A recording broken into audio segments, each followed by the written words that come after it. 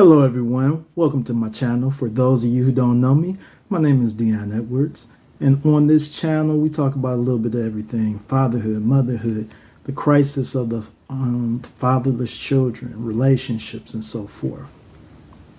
But for today's topic, if you look in the thumbnail, it says, "Are fathers relevant?" Sounds like a common sense question, right? Not in today's society. You know, this reminds me, if you were born in a Christian home, generational, you might have heard your great-grandparents or grandparents, your mom, dad, say, "We living in the signs of the times. Jesus must be coming soon." That's how I feel right now. We are in the signs of the times because this is a question. Are fathers relevant? Are they necessary? So let me start off by giving you the definition of a father.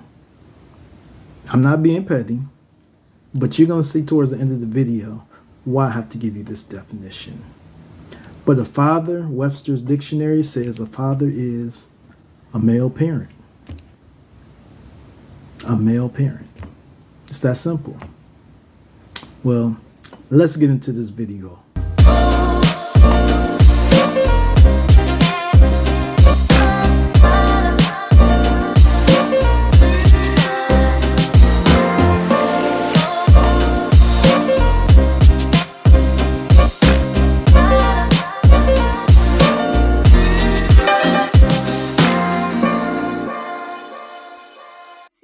Fathers are becoming less and less important and more obsolete in the modern world, or at least that's how it seems publicly. The need to explain why fathers are necessary would have been regarded as, well, unnecessary.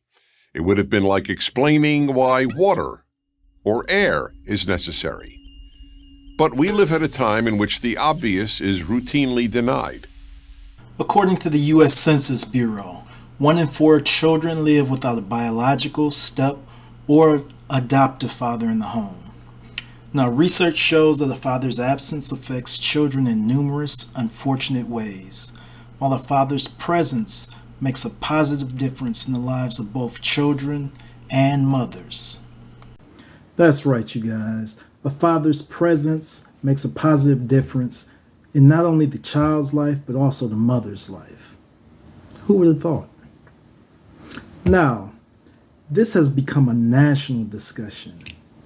You know, I've talked to people, sometimes they just think I'm making stuff up, but this has become a national discussion where you have national outlets talking and asking the question, are fathers necessary? To me, it's just, I don't know how this got started, but you have national outlets asking this question. There have been articles in the most prestigious journals denying the importance of fathers. The Atlantic magazine, for example, published an article titled, "Are Fathers Necessary? A Paternal Contribution May Not Be as Essential as We Think." The New York Times published a discussion among 5 intellectuals titled, "What Are Fathers For?" One of them, Hannah Rosen, an editor at New York Magazine, opened her response by stating, "I'm not sure whether a child needs a father." I could give dozens of such examples. I'll just give one more. HuffPost published a piece titled, "Fathers Are Not Needed." 2 years ago, columnist Maureen Dowd of the New York Times drew fire from a variety of people, men and women alike, with her controversial new book asking, "Are men necessary?" It's a valid question. Are men important only for the purpose of procreation? This article in and of itself is fairly supportive of men, but the fact that it legitimately says it is a valid question to ask, are men necessary, is crazy to me. Fortunately, this is not a universal thought, but it seems like they're planting seeds where some organizations or advocates don't want to recognize the importance of fatherhood. And I'm seeing, just talking to people from different races, nationalities, there are a lot of people who are thinking that fathers really aren't necessary. But one thing I can say is that I've heard both sides of the aisle acknowledge that fathers are necessary. And right here we have a speech from the candidate, Barack Obama. Let's take a look. We are most dependent on the family. The family is that most important foundation. And we are called to recognize and honor how critical every father is to that foundation. They are teachers and coaches, they're mentors, and they're role models. They are examples of success and the men who constantly push us towards success. But if we're honest with ourselves, we'll admit that too many fathers are also missing. We know the statistics that children who grow up without a father are 5 times more likely to live in poverty and commit crime. They're 9 times more likely to drop out of school, 20 times more likely to end up in prison. We should be meeting them halfway. We should be making it easier for fathers who make responsible choices and harder for those who avoid them. I totally agree with Barack Obama. Make it easier for the men, for the fathers who want to be in their children's lives, who want to be responsible, and harder for the ones who aren't responsible. But I don't think the conversation ends there. We need to take it further, because also fathers aren't in the home because we have some mothers who keep the children from the fathers. And we should make it harder for them as well. When they don't allow access to the fathers, where the fathers can't be present, they should be held accountable also.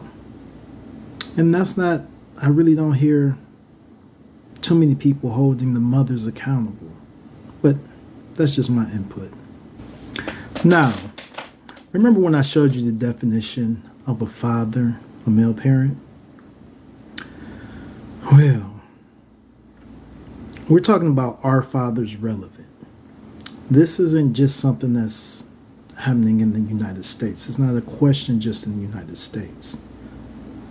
This is throughout the world. Let me give you an example. I just found a clip. It was in Australia where they're trying to change Father's Day, take away Father's Day, and call it something else. You don't believe me? Take a look. Let's turn now to the push to rename Father's Day Special Persons Day so children without a dad aren't offended. A growing number of politically correct schools and kindies are embracing the name change, but they're copping a lot of criticism for it. Now, earlier I spoke with Dr. Red Ruby Scarlett, a university academic and convener of the Social Justice in Early Childhood activist group. Well, Red, firstly, thank you very much for your time. Look, what is the argument for having Special Persons Day rather than Father's Day? Thank you for having me as well. If we think about children's rights and how they get to participate in a community and feel a sense of belonging, sometimes shifting the language around those emotive and important days can be significant and more inclusive than the current way that we describe them. Now, you were able to hear it yourself. Now, that was in Australia. Let's come back to the United States. On Father's Day, on social media, this is the most ridiculous thing that I've heard. But on social media, children were on there wishing their mothers a happy Father's Day. Now, from what I believe, a father can only be the best father he can. As a single father, he can't be a mom. Some people would say that sounds funny for a man to say. But also it goes both ways. A woman can't be a father. She's a woman. However, some people say, I'm the mother and the father. No, you can either be the best father that you can be and try to fill in some of the voids that the mom would normally feel, or you could be the best mother you can be, and try to fill in some of the voids that the father would do. But I don't believe somebody is a mom and a dad. But I've seen this on social media. I wanted to show you this because that's why I showed you in the very beginning what a father is. And some people are just making up definitions, calling themselves moms and dads. And it's just crazy. Take a look. She really is like the most amazing mother, but she was really an incredible father. Like, truly incredible. Happy Father's Day, Mama. Happy Father's Day, Mom. Oh, Mom. Happy Father's Day. In conclusion, heck yes, fathers are relevant. Fathers are needed. Without fathers, there's research, there's data. You can see in the children, I've talked to children who want their dad. So heck yeah, fathers are necessary, fathers are relevant. And regardless of whether a father's in the child's life or not, they will make an impact on that child. Remember that. For those men out there who choose not to be in their father's lives, remember, you're going to make an impact on that child.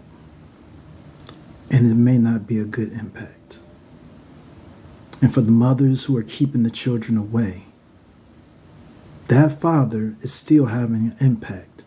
And I'm telling you, one day, keeping the child away from the father, it can backfire on you in the future. So both men and women, mothers and fathers, please be in your children's lives, because both the mother and the father are important. It's just that statistics overwhelmingly show there's more of a drastic effect when the father is not in the home. So, like I said, fathers are definitely relevant.